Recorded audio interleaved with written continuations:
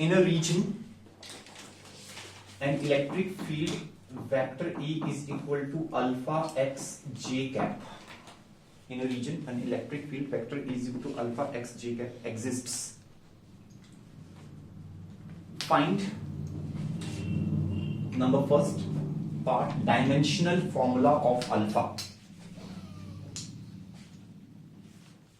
Find number first part dimensional formula of alpha. Number second part flux through a square plate of side L. Flux through a square plate of side L when it is kept in touch with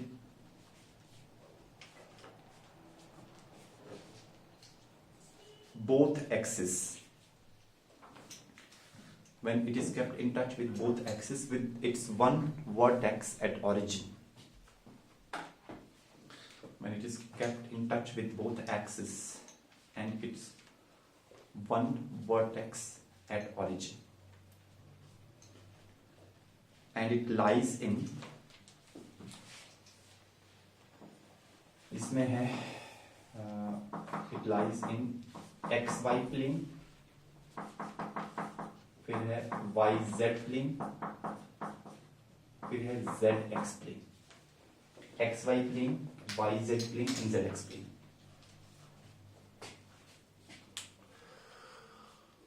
तो my dear students देखो, अब ये एक variable electric field है. This electric field is along the Y axis. ठीक है, ध्यान से देखेंगे जे कैप है तो वाई एक्सिस के अलोंग है डायरेक्शन, और यहां पे एक्स आ रहा है तो एक्स एक्सिस के अलोंग वेरी कर रहा है उसका मैग्नीट्यूड. तो पहले तो हम इलेक्ट्रिक फील्ड को बनाते हैं कि इलेक्ट्रिक फील्ड है कैसे भाई. अगर इधर एक्स एक्सिस है इधर वाई एक्सिस है तो इलेक्ट्रिक फील्ड जे के अलोंग है. जे के अलोंग मतलब इस तरफ को है इलेक्ट्रिक फील्ड.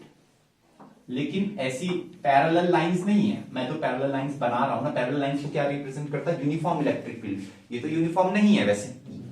क्यों नहीं है यूनिफॉर्म? क्योंकि जैसे जैसे x बढ़ेगा, x is the distance from the origin, वैसे वैसे इलेक्ट्रिक फील्ड का मैग्नीट्यूड भी बढ़ेगा. तो कहने का तात्पर्य ये है कि जैसे जैसे x बढ़ेगा तो यहां पर थोड़ा ज्यादा घनी होनी चाहिए इलेक्ट्रिक फील्ड जो है. थोड़ा इलेक्ट्रिक फील्ड लाइंस जैसे जैसे यहां पे थोड़ा कम डेंस होगी, यहां पे धीरे धीरे ज्यादा डेंस होती जाएगी. लेकिन उतने डिटेल में जाने की जरूरत नहीं है. हम क्या करते हैं अब, ये हो गया. अब इन्होंने बोला कि भाई there is a square plate, और वो स्क्वायर प्लेट रखी जा रही है with two sides along X and Y axis. एक साइड एक्स एक्सिस के अलोंग, एक साइड वाई एक्सिस के अलोंग. ठीक है, तो एक साइड एक्स एक्सिस और एक साइड वाई एक्सिस के अलोंग इस तरीके से.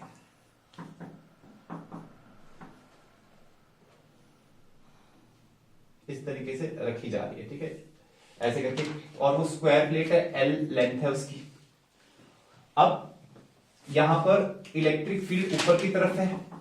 अच्छा, उससे भी पहले ना अल्फा निकालना है. सॉरी, अल्फा का डायमेंशनल फॉर्मूला भी तो निकालना है. ठीक है, तो dimensional formula of electric field, और इसको इलेक्ट्रिक फील्ड का dimensional formula should be equal to alpha into X का डायमेंशनल फॉर्मूला. पहले ये निकाल लेते हैं, फिर करते हैं ना, सीक्वेंस में चलते हैं. ठीक है, जे कैप तो डायरेक्शन उसका कोई डायमेंशनल फॉर्मूला होता नहीं. इलेक्ट्रिक फील्ड क्या होता है? इलेक्ट्रिक फील्ड होता है force per unit charge. Force per unit charge का dimensional formula is equal to alpha into X का डायमेंशनल फॉर्मूला.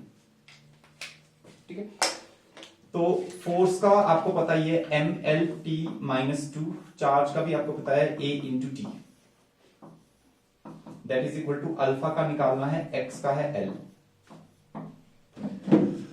तो भाई इस एल से ये एल कैंसिल हो जाएगा, टी और ए ऊपर चले जाएंगे तो ये आ जाएगा M T minus two A minus one. So dimensional formula of alpha is M T minus two A minus one. ये अल्फा का डायमेंशनल फॉर्मूला आ गया. Sorry minus three, M T minus three A minus one. Minus three आएगा यहाँ पे, ए minus one. ठीक है, अब आते हैं सेकंड पार्ट में. अगर एक्स वाई प्लेन में रखा है तो फ्लक्स निकालना है. अब फ्लक्स जो होता है, फ्लक्स होता है ई डॉट ए या ई डॉट एस होता है. इलेक्ट्रिक फील्ड ऊपर है, इसका एरिया होगा बाहर की तरफ, आप लोगों की तरफ ऐसे. तो एरिया वेक्टर और इलेक्ट्रिक फील्ड के बीच में एंगल कितना हुआ? 90. अगर 90 हो तो डॉट प्रोडक्ट क्या होता है? 0। तो ये जो पार्ट है, second part X Y plane में जब रखा है तो फ्लक्स जो हो जाएगा वो आ जाएगा 0। सेकंड पार्ट है Y Z plane.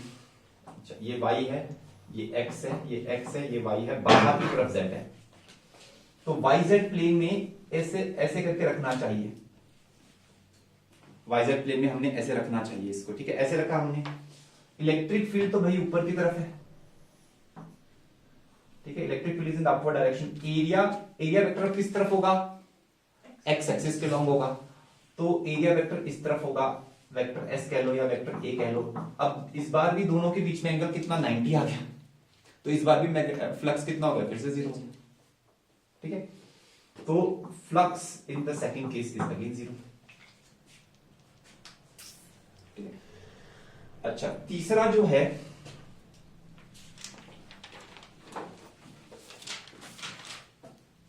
Z X plane.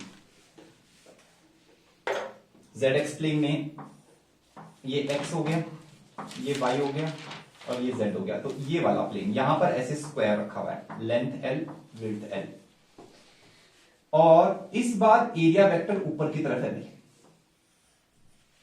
और इलेक्ट्रिक फील्ड भी ऊपर की तरफ ही है। इलेक्ट्रिक फील्ड यहां पूरे में है, इलेक्ट्रिक फील्ड ऊपर की तरफ है। इस बार एरिया वेक्टर और इलेक्ट्रिक फील्ड दोनों के बीच में एंगल कितना है? 0। इस बार फ्लक्स आएगा, लेकिन मुद्दा यह है कि इलेक्ट्रिक फील्ड तो वेरिएबल है। तो जो मैंने आपको लास्ट क्लास में चलते चलते फॉर्मूला कराया था कि इंटीग्रेट करना पड़ता है, अब यहां इंटीग्रेशन करना पड़ेगा। समझ रहे बात को, ठीक है। तो कैसे करें जी integration? Electric field X axis के लॉन्ग वेरी कर रही है, तो हमें क्या करना चाहिए? हमें एक इंटीग्रेशन जब भी कर रहे हैं तो एलिमेंट्स लेने पड़ेंगे, ठीक है। तो जैसे हमने क्या किया, यहां पे एक छोटा सा एलिमेंट कंसीडर किया। ये इंटीग्रेशन में आप लोगों ने सीखना है एलिमेंट्स कैसे लिए जाएं, ठीक है। ये एलिमेंट हमने कंसीडर किया at a distance of x, ठीक है, और इस एलिमेंट की जो विड्थ है उस विड्थ को हमने कंसीडर कर लिया dx। इस एलिमेंट से लिंक्ड छोटा सा इलेक्ट्रिक फ्लक्स हम लोग निकालेंगे, ठीक है। तो इस एलिमेंट का जो एरिया वेक्टर है वो ऊपर की तरफ होगा, उसको कह देते हैं dA या ds कह दो, और यहां पर ये जो इलेक्ट्रिक फील्ड है वो भी ऊपर की तरफ है, उसको E कह दो, वेक्टर E, दोनों के बीच में एंगल 0 है। तो अब हम क्या करते हैं, इस छोटे से एलिमेंट से लिंक्ड छोटा सा इलेक्ट्रिक फ्लक्स निकालते हैं, और वो छोटा सा इलेक्ट्रिक फ्लक्स क्या होगा? वो होगा E डॉट ds होगा। अच्छा, तो E डॉट ds जो है वो हो जाएगा E into ds into cos of 0। Cos 0 है क्योंकि पैरेलल, कॉस 0 हो गया 1। अच्छा, E का मैग्नीट्यूड आ गया अल्फा x, और ds इज ये छोटा सा एरिया, ये छोटा सा एरिया, ये छोटा सा रेक्टेंगल आपको नजर आ रहा होगा कि it is a rectangular shaped area. तो इसका एरिया कितना होगा?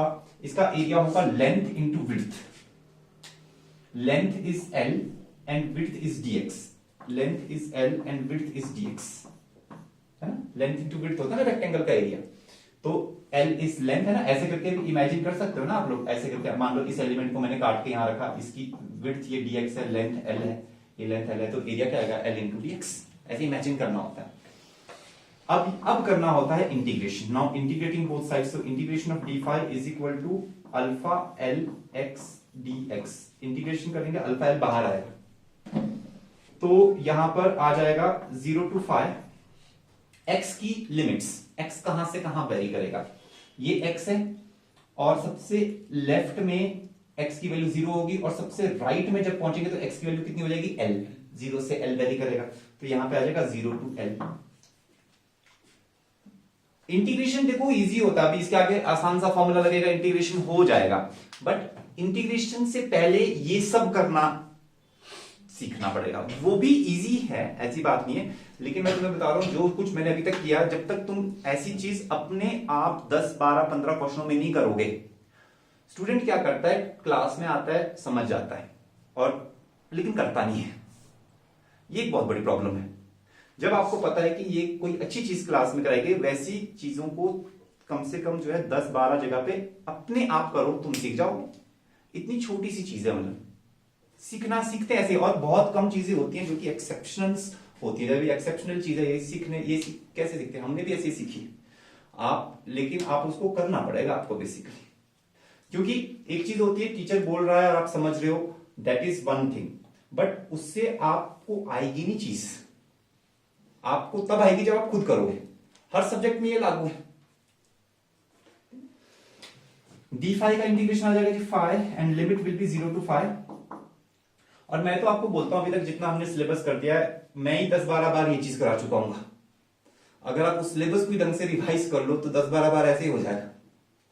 जो बीच बीच में हम करते रहते हैं इंटीग्रेशन, तो मैं बहुत बार करा चुका हूं। ठीक है, x का होता है x²/2, तो alpha l into x²/2 and the limits will be 0 to l।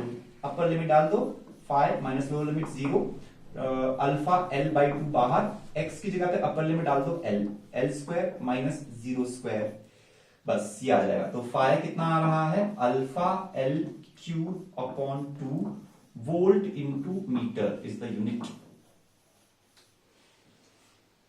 Alpha l³/2, this is the answer. आई बात समझ में? तो हमने क्या सीखा, इलेक्ट्रिक फ्लक्स कैसे निकालते हैं। ठीक है, डॉट प्रोडक्ट वाले क्वेश्चंस कल हमने किए थे। आज हमने क्या किया, आज हमने यहां पर जो है we have done this thing, integration. ठीक है, अब हम आगे बढ़ते हैं। ठीक है, so right on next topic is Gauss law.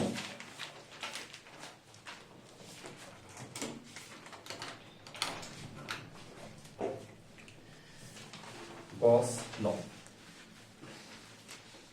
तो अभी तक जो हम लोगों ने इलेक्ट्रिक फ्लक्स की बात करी है, इलेक्ट्रिक फ्लक्स वो हमने प्लेन एरियाज, जनरली स्क्वायर हो गया, कोई रेक्टेंगल हो गया, सर्कल हो गया, ट्रायंगल हो गया, सब प्लेन एरियाज है, उससे इलेक्ट्रिक फ्लक्स कैसे निकालते हैं, इस फॉर्मूले से E.ds। Gauss law is applicable for closed surfaces. अब क्लोज सर्फेस क्या होता है भाई, देखो एक तो जैसे ये रूम है, this room is in the shape of a cuboid. Cuboid is a close surface, चारों तरफ से क्लोज हो गया ना, हम बंद हो गए अंदर। ठीक है, एक दीवार को लिया जाए तो वो क्या है, it is a plane surface, जो उससे प्लेन सरफेस से फ्लक्स निकालना हमने सीखा। अब क्लोज सरफेस से अगर फ्लक्स निकालना हो, वो गॉस लॉ में करते हैं।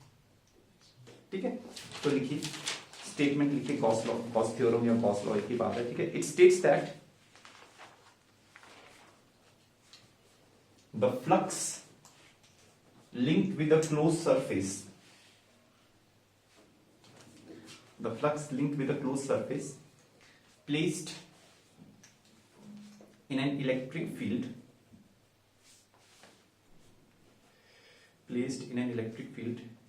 is 1/epsilon times, placed in an electric field is 1/epsilon times the charge enclosed in it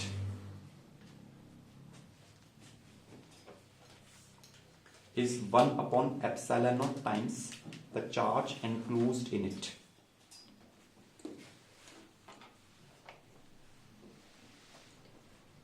ठीक है, गॉस लॉ क्या कह रहा है कि मान लो हमारे पास कोई क्लोज सरफेस है, जैसे एक स्फेयर हो गया, sphere is a close surface, hollow sphere, उसके अंदर कुछ रख सकते हैं, क्यूब, क्यूबॉइड, सिलेंडर, ये सब जो चीजें होती थी ना, ये सब के सब क्लोज सरफेसेस है जो हम 9th-10th में पढ़ते हैं। ठीक है, मान लो ऐसे करके कोई भी ये क्लोज सरफेस है, ठीक है, अंदर खाली है, तो अब यहां पर कुछ चार्जेस हैं, जैसे मान लो यहां पर कोई चार्ज है Q1, अच्छा कुछ नेगेटिव भी ले लेते हैं -Q2, अच्छा कुछ चार्जेस बाहर ले लेते हैं, मान लो Q3, और कुछ चार्ज ऐसा करते हैं, चलो बॉर्डर पे ले लेते हैं Q4, ऐसे करके। और बॉर्डर पे भी हमें पता होना चाहिए कि बॉर्डर पे तो कुछ प्रतिशत अंदर होगा, कुछ प्रतिशत बाहर होगा। मान लो कि 20% अंदर है और बाकी बचा हुआ कितना है, 80% ये Q4 चार्ज बाहर है, ये भी पता होना चाहिए। ठीक है, अब गॉस लॉ क्या कहता है, गॉस लॉ कहता है कि भाई इस क्लोज्ड सरफेस से रिलेटेड फ्लक्स, क्लोज सरफेस से रिलेटेड फ्लक्स का मतलब क्या हो गया, वो कैसे निकालेंगे, कोई भी इसके ऊपर एक छोटा सा एरिया लेंगे, है ना, क्योंकि ये 3 डायमेंशनल सरफेस है, बता दिया मैंने आपको, 3 डायमेंशनल सरफेस की बात कर रहे हैं, क्लोज सरफेस, उसका छोटा सा एरिया लेंगे हम ds वेक्टर, और जहां पे ये ds वेक्टर है वहां पर ही हम इलेक्ट्रिक फील्ड देखेंगे। किसकी वजह से इलेक्ट्रिक फील्ड? ये चारों चार्जेस की वजह से, या 4 क्या 10 चार्जेस भी हो, बाहर हो चाहे अंदर हो चाहे बॉर्डर पे हो, कोई भी हो, उन सब की वजह से जो नेट इलेक्ट्रिक फील्ड है मान लो इधर है। अब हम ये जो छोटा सा एरिया है इससे रिलेटेड छोटा सा फ्लक्स निकालते हैं और वो आएगा E डॉट ds और इंटीग्रेट करेंगे तो pi is equal to integration of E dot ds। बस यहां पर अब ये साइन लगाया जाता है। क्यों ये साइन इसलिए लगाया जाता है? क्योंकि ये बताता है कि हम क्लोज सरफेस के फ्लक्स की बात कर रहे हैं। अभी तक नहीं लगा रहे थे, हम इंटीग्रेट करते थे लेकिन हम ये साइन नहीं लगाते थे। तो अगर ये साइन नहीं लगाया है तो इसका मतलब है, और इंटीग्रेशन हो रहा है लेकिन ये साइन नहीं लगाया, इसका मतलब है किसी प्लेन एरिया की फ्लक्स की बात करी जा रही है। और जब ये साइन लगता है तो उसका मतलब होता है कि क्लोज सरफेस के फ्लक्स की बात करी जा रही है। समझ रहे हो ना बात को? एक क्लोज सरफेस हो गया, एक प्लेन सरफेस हो गया, ठीक है।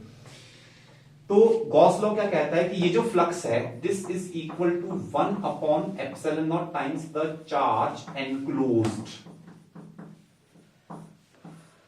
ये गॉस लॉ की थ्योरम है। चार्ज एनक्लोज्ड का मतलब क्या हुआ? जो चार्ज इसके अंदर है भाई। अच्छा, तो यहां पर हम फिर इसको ऐसे लिख पाएंगे E dot ds is equal to 1 upon epsilon not times charge enclosed. इसके अंदर जो चार्ज है एक तो Q1 है। अच्छा, साइन के साथ लेंगे, अगर कोई नेगेटिव चार्ज है तो माइनस Q2। जो Q3 है वो बाहर है, वो तो अंदर नहीं है, तो इसको तो नहीं ले सकते। लेकिन Q4 को उतना ही लेंगे जितना है अंदर। 20% अंदर है तो 20% का मतलब हो गया कि हम 0.2 टाइम्स Q4 लेंगे। 20% of Q4 is 20/100 into Q4 कर लो, वो 0.2 आ जाएगा। ये मतलब होता है चार्ज एनक्लोज्ड का।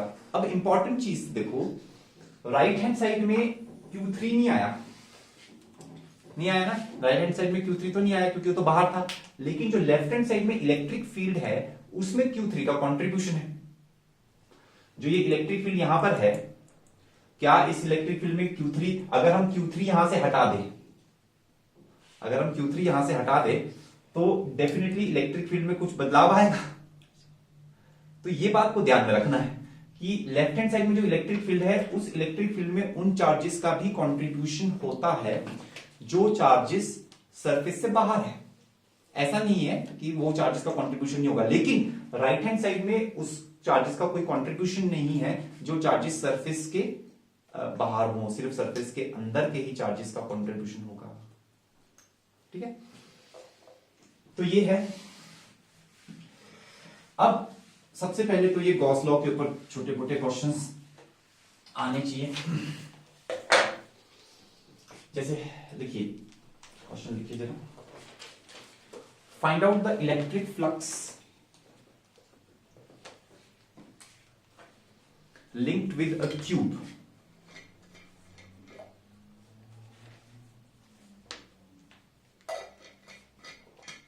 find out the electric flux linked with a tube if a charge small q is placed at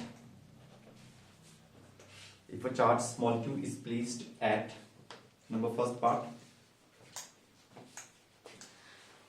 body center, second part face center, third part edge center, fourth part at a vertex,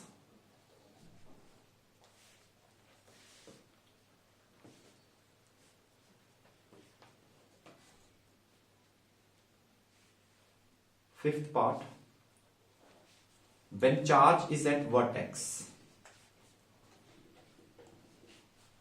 Find the flux linked with each face.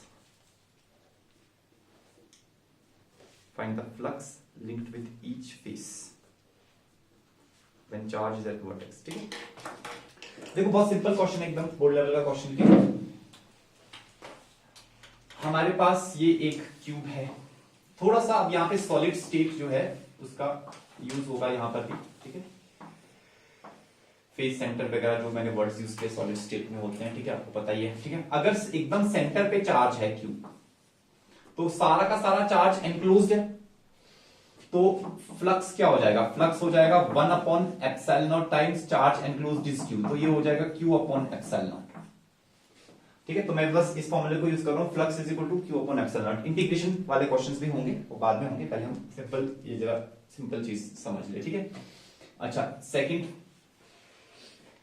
अगर ये charge यहां पर ना होते हुए face के centre पे हो, तो आपको ये चीज पता होनी चाहिए कि जब चार्ज फेस सेंटर पे होता है तो उसका कितना कंट्रीब्यूशन होता है उस क्यूब के अंदर, तो कितना होता है, आधा, आधा होता है। क्यों होता है आधा, क्योंकि भाई यहां पर अगर मैं एक और क्यूब इसके साथ बना दूं तो ये फेस कॉमन है दोनों के, तो 50% इधर होगा 50% उधर होगा, तो आधा कंट्रीब्यूशन उसमें आधा उसमें, तो flux is equal to 1/ε0 times charge enclose, charge enclose is Q/2, तो ये आ जाएगा Q/2ε0। सेकंड पार्ट का है। फिर बोल रहे हैं कि वर्टेक्स में हूं, सॉरी क्या बोल रहा है, वर्टेक्स नहीं बोला, थर्ड पार्ट में तो बोला था एज।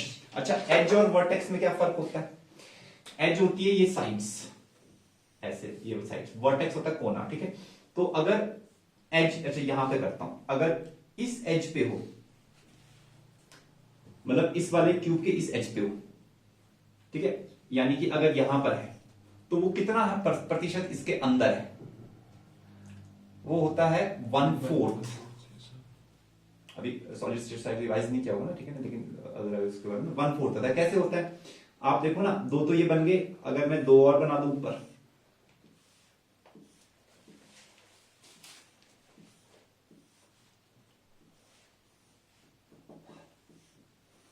अगर मैं, तो ये इन चारों के एकदम बीचों बीच में आ गया, तो चारों में बराबर बटेगा, तो 25% आ जाएगा, 1/4, तो चार्ज एनक्लोज हो जाएगा Q/4ε0, तो ये आ जाएगा Q/4ε0, ठीक है। अच्छा, अब अगर वो हो वर्टेक्स पे, वर्टेक्स का मतलब होता है एकदम कोने पे, जैसे कि मान लो ये कोना है, अब इस कोने पे अगर वो हो तब कंट्रीब्यूशन होता है 1/8, देन द कंट्रीब्यूशन इज 1/8, ठीक है। तो वो 1/8 कैसे होता है, चलो वो भी मैं तुम्हें सॉलिड स्टेट का फंडा देखो यहां बताता हूं।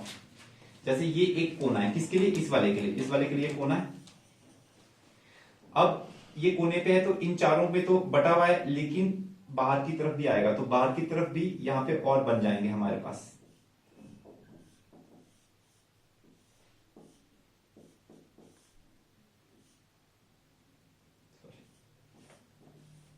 समझ लाइक दिस, ठीक है। दो ये बना दिए मैंने, और फिर यहां से भी बनेंगे, दो ये बनेंगे, तो ये सामने वाले चार और पीछे वाले चार एकदम बीच में आ जाएगा उनके, आ रहा है, थोड़ा सा याद आ रही है ऐसी चीजें हैं, ठीक है। तो कुल मिलाकर के 8 में ये इक्वली डिवाइडेड होगा, तो एक में कितना आएगा, इस अकेले में कितना आएगा, 1/8 आएगा, तो बस 1/8 कर लो, तो ये आ जाएगा Q/8ε0। ये तो हो गया एकदम सिंपल सिंपल क्वेश्चन। अब देखो, अब लास्ट पार्ट में जो पूछा उन्होंने, लास्ट पार्ट में उन्होंने ये पूछा कि भाई अगर एक वर्टेक्स में है, ठीक है, if it is in the vertex, यहां पर है, तो सभी फेसेस से फ्लक्स निकालो। ये तो जो हमने फ्लक्स निकाला ना Q/8ε0, ये तो हमने टोटल फ्लक्स निकाला है,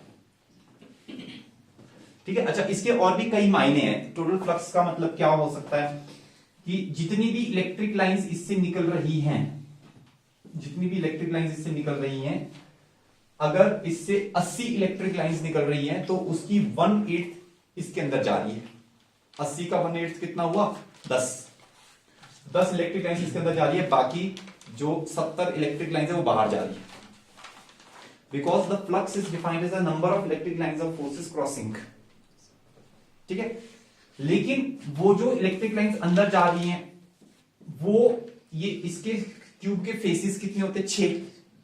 अब वो 6 हर एक फेस से इक्वली तो नहीं जा रही होगी, नहीं जा सकती।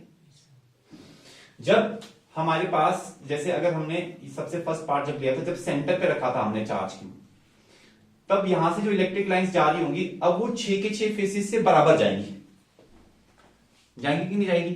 तो अगर फर्स्ट पार्ट में ये भी पूछा भी गया है कि भाई किसी एक फेस से लिंक्ड फ्लक्स बताओ, ठीक है, किसी एक फेस से लिंक्ड फ्लक्स बताओ, तो टोटल फ्लक्स ये है, ये टोटल फ्लक्स का मतलब है सारे क्यूब से लिंक्ड है, सारे क्यूब जो है वो 6 फेसेस से बना है, तो इसका मतलब है कि ये फ्लक्स जो क्यू अपॉन एप्सिलॉन नॉट है ये 6 फेसेस से लिंक्ड है, तो किसी एक से कितना होगा? 1/6, ठीक है। तो किसी एक से मान लो इससे अगर हम करेंगे तो वो हो जाएगा Q/6 एप्सिलॉन नॉट, किसी एक से इतना लिंक्ड होगा। यहां पे 1/6 कर सकते हैं क्योंकि ये चार्ज क्यूब एकदम सिमेट्रिकली प्लेस्ड है सेंटर पे, तो बाकी सब चारों तरफ बराबर इलेक्ट्रिक लाइंस जा रही होंगी, एक सिमेट्रिकली जा रही होंगी और सभी से बराबर फ्लक्स, सभी से बराबर लाइंस क्रॉस करेगी। मान लो अगर यहां से 600 इलेक्ट्रिक लाइंस निकल रही है तो 100 6 के फेसेस से हर एक से 100 क्रॉस करेगी। लेकिन यहां पर अगर अंदर की तरफ जितनी भी जा रही है, अब वो सबसे बराबर नहीं जाएगी क्योंकि ये तो बराबर ही प्लेस्ड ही नहीं है, तो अब हम कैसे निकालें? तो यहां पे लगती थोड़ी स्ट्रॉन्ग कॉमन सेंस लगेगी, ठीक है ना। अब देखो हम यहां पे अगर मैं इस फेस की बात करूं, इसका नाम रख देता हूं कुछ ABCD, ठीक है। तो थोड़ा सा इस रूम की तरफ भी देखेंगे, जैसे यहां पर ये कोना है, ठीक है, ये कोना है और इस कोने के साथ ये वाला फेस है। अब इस कोने से जब लाइंस आएंगी, इलेक्ट्रिक लाइंस, ठीक है, इस कोने से इलेक्ट्रिक लाइंस ऐसे करके आएंगी, क्या वो इलेक्ट्रिक लाइंस इसको क्रॉस करेंगी? नहीं। अगर उस कोने पे चार्ज रखा है, उस कोने से जो इलेक्ट्रिक लाइंस आ रही हैं, वो इलेक्ट्रिक लाइंस ऐसे करके आ रही हैं, और ये जो दीवार है, इस दीवार का एरिया वेक्टर ऐसे है, तो एरिया वेक्टर और इलेक्ट्रिक लाइंस के बीच में एंगल कितना है? 90। इसका मतलब जो ये ABC फेस है, इससे फ्लक्स ही नहीं है कुछ भी, क्योंकि फ्लक्स तब होता है, मैंने पिछली क्लास में बताया था, जब इलेक्ट्रिक लाइंस क्या करती है? क्रॉस करती है। क्रॉस का मीनिंग भी मैंने आपको बताया था, ठीक है। पैरेलली जा रही है तो फ्लक्स नहीं होता, क्रॉसिंग इज इंपॉर्टेंट। तो सिर्फ इसी फेस से नहीं, और भी कुछ फेसों से जीरो हो जाएगा। कौन कौन से फेसों से जीरो हो जाएगा? इस कोने के साथ जो जो फेसेस लगे हुए हैं, जैसे ये बॉटम वाला, ये वाला, यहां से इलेक्ट्रिक लाइन ऐसे जाएंगी बॉटम के ऊपर से, और इस बॉटम वाले एरिया का एरिया वेक्टर ऊपर होगा, 90 डिग्री का एंगल यहां भी बनेगा। फिर ये साइड वाला, ये पीछे वाला, मतलब इसका भी कुछ नाम रख देते हैं क्या? ABCD, इसका नाम रख देते हैं EFGH। तो सबसे पहले तो सबसे पीछे वाला जो है ये वाला फेस, फिर ये बॉटम वाला फेस, फिर ये फ्रंट वाला, ठीक है, जो फ्रंट वाला फेस है, इन तीनों फेसेस से फ्लक्स जीरो होगा।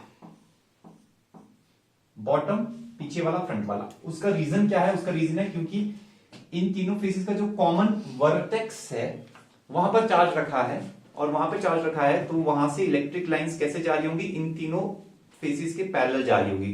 कर पा रहे हो ना इमेजिन? इस रूम में अगर यहां चार्ज रखा है तो कौन कौन से जीरो होगा? कौन कौन से इस वाले फेस से जीरो होगा, इस वाले से होगा, और ये दीवार नीचे फ्लोर से जीरो होगा।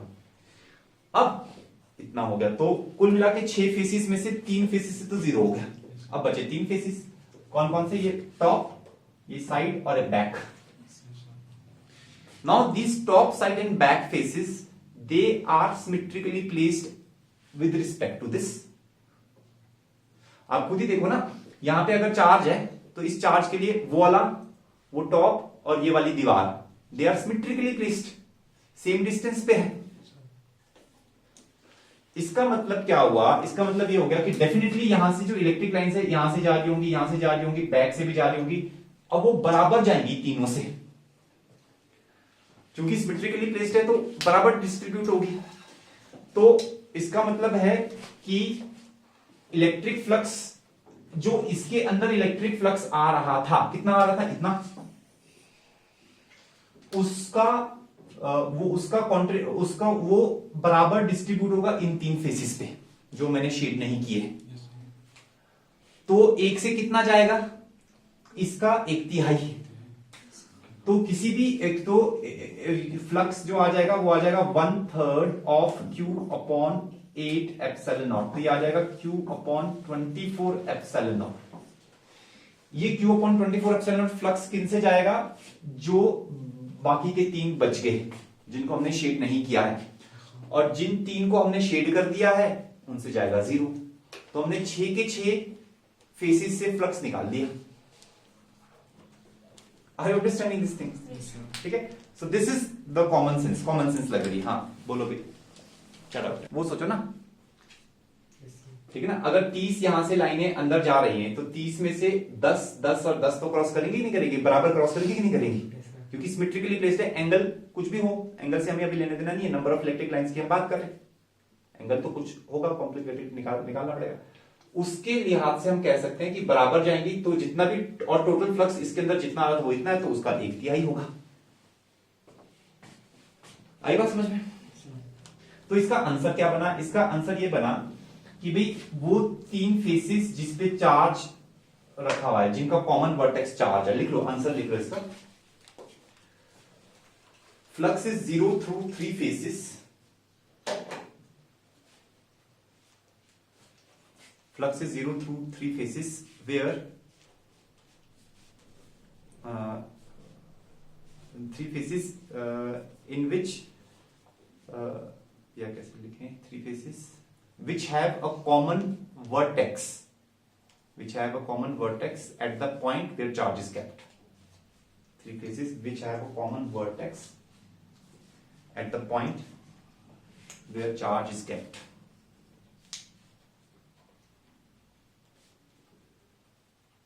And flux is Q/24 ε0 through other 3 faces.